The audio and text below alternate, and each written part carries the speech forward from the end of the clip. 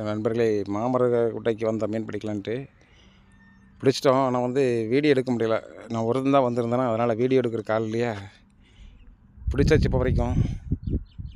இதான் இந்த இப்போ எவ்வளோ பிடிச்சிருக்குறோன்னு பார்த்துருவோம்.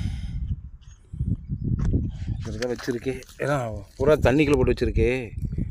உசுரோடு தான் இருக்குது இப்போ வரைக்கும். கூட்டு போவோம். இந்த வீடியோ உங்களுக்கு பிடிச்சிருந்தா சப்ஸ்கிரைப் பண்ணிடுங்க, அப்படியே லைக் பண்ணுங்கள். பார்க்கலாம் எவ்வளோ இருக்குன்ட்டு.